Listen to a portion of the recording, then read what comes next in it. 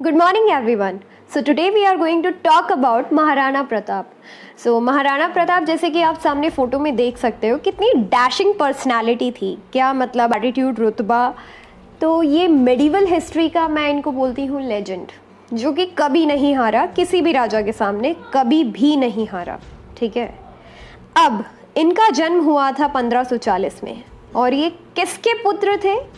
ये थे उदय सिंह के पुत्र. अब उदय सिंह ने क्या इनको तुरंत ही राजगद्दी दे दी थी? नहीं. उदय सिंह के पुत्र थे और जयवंता बाई इनकी माता जी थी. ठीक है. नाना थे अखराज सोनगरा. अब देखो होता क्या है इनके. सबसे बड़ा बेटा, तो राजगद्दी मिलनी तो इन्हीं को चाहिए थी. बट होता ये है कि उदय सिंह की एक और रानी थी जो कि थी धीर भाई. उदय सिंह का विशेष अनुराग था किससे? हु इज उदय? ये थे उदय सिंह. अब उदय सिंह का विशेष अनुराग किसके साथ था? रानी धीर भाई. तो इन्होंने राजगद्दी दे दी थी किसको? जगमाल को. ठीक है. छोटे पुत्र को दे दी, जबकि दो भाई ऑलरेडी हैं. प्रताप है, शक्ति सिंह है, उनको ये चीज़ बिल्कुल अच्छी नहीं लगी. सो फाइनली जब उदय सिंह की डेथ हुई तो इन्होंने क्या किया? इन्होंने जगमाल को राजगद्दी से हटाया और 28 फरवरी को 1572 28 फरवरी 1572 में राज्याभिषेक कर दिया था इसका, महाराणा प्रताप का. और इसी दिन होली का त्यौहार भी मनाया जाता है. 25 वर्षों तक, 25 इयर्स तक, ठीक है, महाराणा प्रताप ने रूल किया था. तो जगमाल को हटा दिया था अपने मामा की हेल्प से और अपने नाना की हेल्प से. ठीक है. अब जगमाल क्या करेगा? जगमाल इस चीज़ से टोटली नाराज़ होकर किसके साथ मिल गया था? अकबर के साथ. ठीक है. और अकबर के साथ मिलने पर उसको क्या मिलता? तो उनके साथ मिलने से इनको और जागीर मिल गई. ठीक है. जगमाल को सिरोही का आधा राज्य मिल गया था. ठीक है.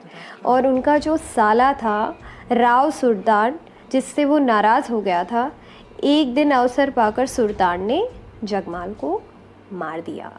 हमला करा और मार दिया. तो जगमाल से और किसकी नाराज़गी हो चुकी थी? अपने साले से हो चुकी थी इनकी नाराज़गी. और इसी वजह से क्या हुआ? जगमाल को उनके साले ने ही ख़त्म किया था, सुल्तान ने. अब देखो अकबर और इनके बीच में कैसे क्लैशेस होते हैं, क्योंकि उस टाइम पर इंडिया में उभर के आ रहा था अकबर. ठीक है. तो अब होने वाली है गजब की फाइट दो महायोद्धाओं में, अकबर और महाराणा प्रताप. अब अकबर ने पहले काफ़ी समझाने की कोशिश करी क्योंकि वो पीसफुल पॉलिसीज़ फॉलो करते थे. तो यहाँ पर इन्होंने क्या किया था? 4 लोगों को पहले भेजा था. पहले अपने मनसबदार को भेजा, जलाल खां को इनके पास. जलाल खां जब आया तो क्या हुआ? इन्होंने मना ही कर दी संधि के लिए. ठीक है. फिर इन्होंने भेजा भगवंत दास को, उसको भी मना कर दिया. फिर उसके बाद भेजा टोडरमल को, टोडरमल को भी मना कर दिया. ठीक है. अब बाद में लास्ट में ये किसको भेजते हैं? मान सिंह को. ठीक है. मान सिंह को भेजते हैं. मान सिंह आए थे तब इनको भोजन के लिए इनवाइट किया गया था. भोजन के लिए इनवाइट किया था मान सिंह को और खुद ही वहाँ पर आए नहीं. फिर इनके कुंवर ने उनको रिसीव किया और कुंवर अमर सिंह ने जब उनको रिसीव किया तो उन्होंने खुद उपस्थित ना होकर, ठीक है, उन्होंने खुद ही जो है भोज का आयोजन कर दिया. तो उनको आतिथ्य रूप, जो हम कहते हैं मेहमान भगवान है, वो चीज़ उनको नहीं मिली. इस वजह से उनको अपमान महसूस हुआ और वो मुग़ल सेना लेकर मेवाड़ पर टूट पड़े. कौन? मान सिंह. ठीक है. तो यहीं से कहानी की शुरुआत होती है कि मान सिंह जो है, क्योंकि अब ये अकबर के साथ इनकी बनी नहीं, जब अकबर के साथ इनकी बनी नहीं तो इन्होंने क्या किया, 4 दूत भेजे। उन चारों दूतों की बात इन्होंने मानी नहीं और फाइनली मान सिंह ने क्या किया, इन पर हमला बोल दिया। तो इसीलिए हल्दी घाटी की लड़ाई होती है 1572 में, ये आप लोगों ने पढ़ा होगा। तो हल्दी घाटी का जब युद्ध होता है, इसमें होता क्या है, तो फिर होता है हल्दी घाटी का युद्ध। मान सिंह जो है मुलेला गांव में अपना डेरा जमा लेते हैं और वहाँ से वो अपनी सेना नायक जो है, ये अकबर की तरफ से लड़ रहे हैं, उसका सेना नायक ये हकीम का को चुनते हैं, परंतु वो मुस्लिम होने की वजह से मना कर देता है, ठीक है, क्योंकि वो नहीं चाहता था कि वो एक हिंदू सेनापति के अंडर लड़े, ठीक है। फिर फाइनली उन्होंने चूज़ किया था पठान हकीम कांसूर को, ठीक है। तो प्रताप की ओर से आए थे लो सिंह और मान सिंह की तरफ से आए थे हकीम खां सूर। अब इसके बाद क्या होता है, फाइनली बहुत ही जोशीला जो है युद्ध चलता है इनके बीच में।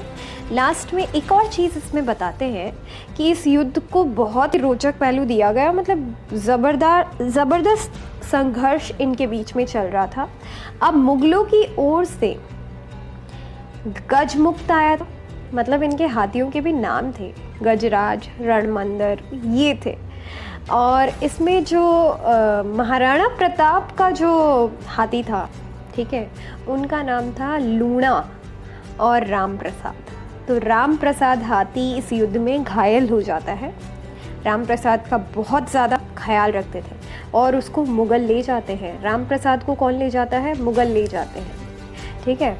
और इसमें ज़ख्मी हो चुके थे महाराणा प्रताप। महाराणा प्रताप का जो घोड़ा था, ठीक है, मर्दाना,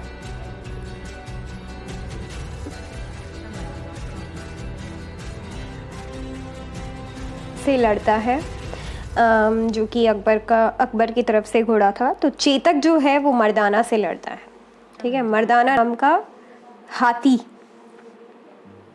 ठीक है, मर्दाना से लड़ता है और चेतक उस पर आक्रमण करता है, मर्दाना पर। अब देखो, हाथी पे बैठ के लड़ना और घोड़े पर बैठ के लड़ना, हालांकि उस टाइम के घोड़े बहुत ही बलवान होते थे, सो स्टिल आप सोच सकते हो क्या फाइट रही होगी, बट स्टिल मर्दाना की वजह से क्या होता है कि यहाँ पर वो घायल हो चुके हैं और अब हेल्प करने कौन आएगा, इनकी झाला बीदा, ठीक है। देखो क्या लोग होते थे उस समय के। तो झाला बीदा आते हैं एंड झाला बीदा आगे से आए और राणा का जो कवच था वो उन्होंने पहना और एक्सचेंज करी, मतलब अपनी ड्रेसेस, और शत्रुओं ने उनको जाते हुए देख लिया था तो फिर उन पर हमला कर दिया महाराणा प्रताप समझकर, ठीक है। तो इस तरीके से महाराणा प्रताप जो है बच चुके थे इस युद्ध में। फिर उसके बाद चेतक के साथ जो वो भागते हैं, इसमें चेतक को भी लगी थी, आपने अगर देखा होगा, ठीक है। तो इसी युद्ध में जो चेतक है ना, वो एक घाटी को पार करा देता है महाराणा प्रताप को, उनको तो बचा देता है, बट चेतक नहीं बच पाता है। तो इसी घटना को बताया जाता है कि शक्ति सिंह जो कि मुगल दल के साथ उपस्थित था, वो भी राणा के पीछे बच बुचा के चल जाता है, ठीक है, और अपने घोड़े को उसे दे देता है फाइनली, ठीक है। तो ये सारी चीज़ें हमें बता कौन रहा है, ये सारी चीज़ें हमें बता रहे हैं अबुल फजल और बदायूनी, ठीक है। बदायूनी जो है, बदायूनी आए हैं अकबर की तरफ से। ये सारा रिकॉर्ड जो है, माना जाता है कि वो इतने ज़्यादा क्रूर थे बदायूनी, जो मतलब इसको अपनी आँखों से देखकर बता रहे हैं। ये माना जाता था कि ये भी बहुत क्रूर थे आक्रमण वगैरह करने में, बहुत ही ज़्यादा। अब इस युद्ध को अलग अलग नाम से बोला जाता है। तो अबुल फजल ने तो इसको कहा था खमनोर का युद्ध, ठीक है, और जो बदायूनी थे उन्होंने कहा था इसको गोगुंदा का युद्ध, ठीक है, गोगुंदा।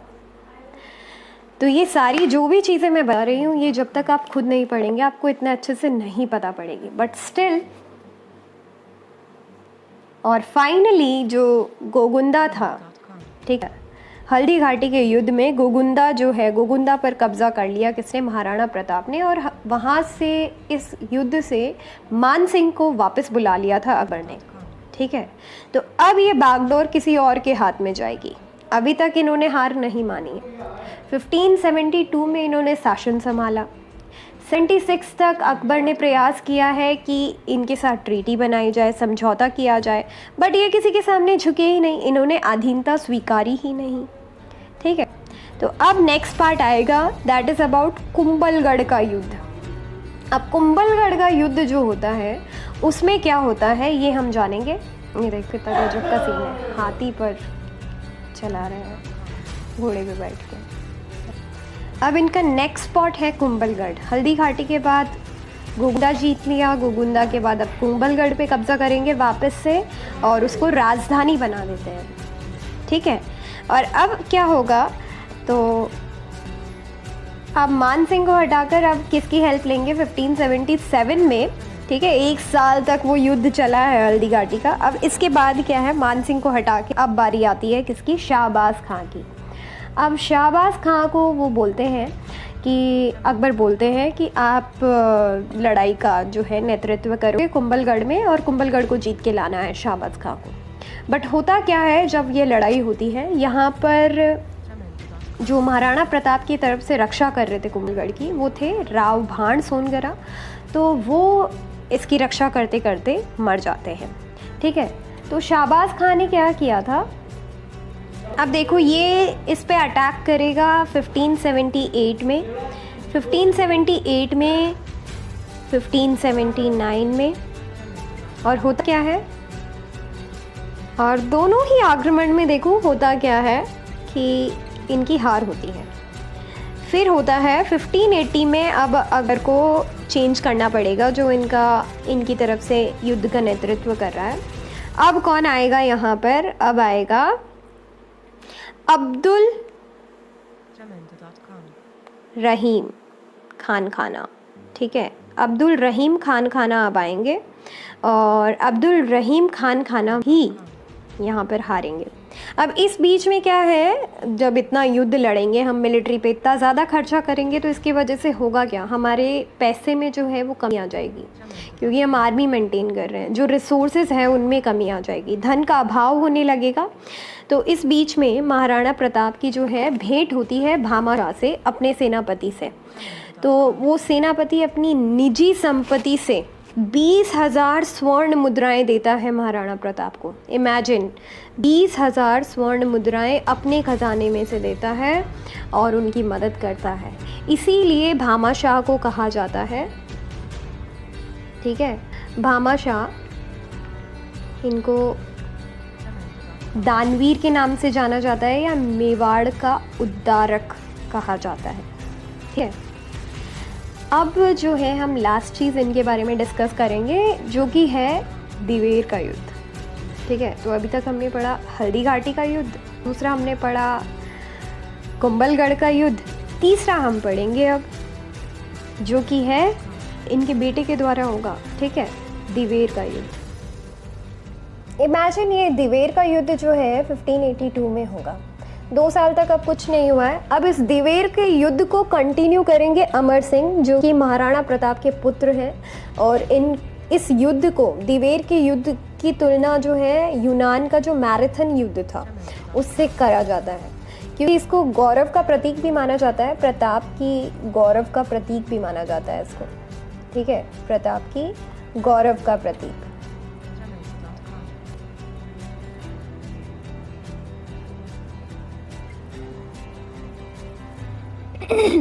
इसमें होता क्या है, इसमें मतलब ये इतना गजब का युद्ध था कि आप सोचो कि इतना बलशाली इंसान जो कि मतलब बैठा है किस पर, घोड़े पर, ठीक है, और युद्ध कर रहा है। अकबर की तरफ से अब आएगा सरेमा सुल्तान खां, ये खुद अकबर का काका है।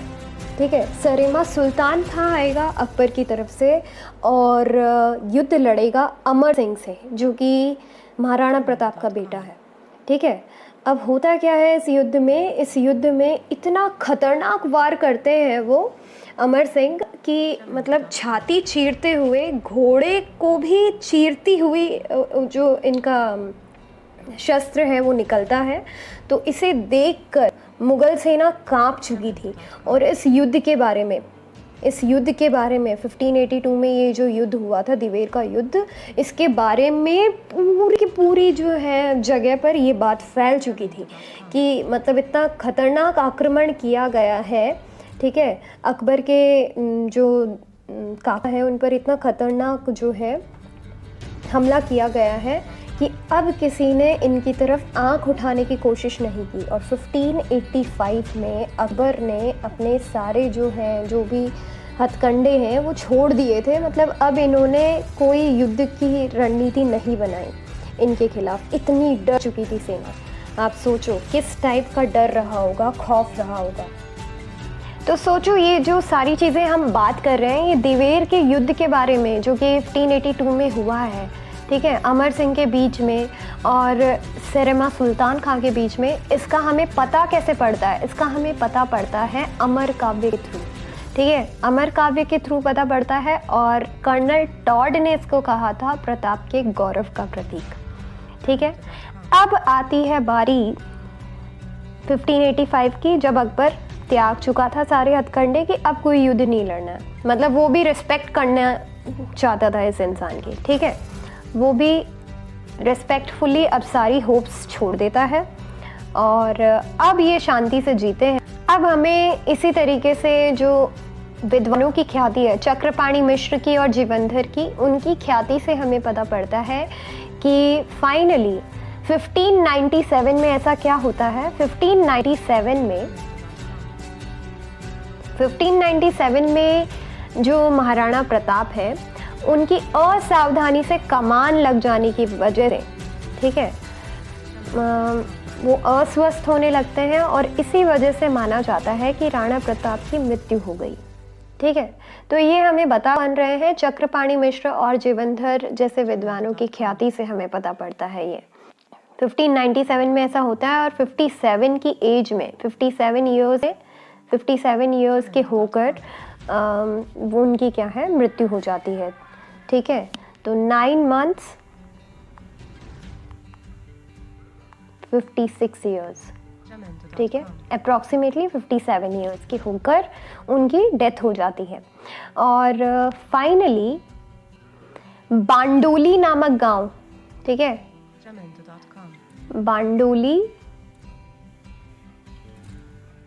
बांडोली गांव में इनका जो है अंतिम संस्कार किया जाता है और यहाँ पर स्मारक के रूप में एक छोटी सी छतरी बनाई गई है, ठीक है।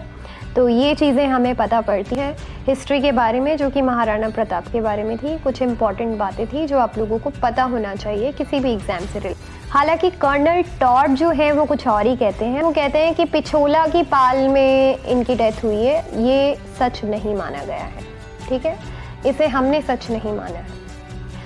तो इनकी मृत्यु यही बताई जाती है कि बांडोली गांव के निकट इनको मतलब अंतिम संस्कार इनका हुआ था और बाकी कुछ ज़्यादा इन्फॉर्मेशन नहीं है और, ठीक है।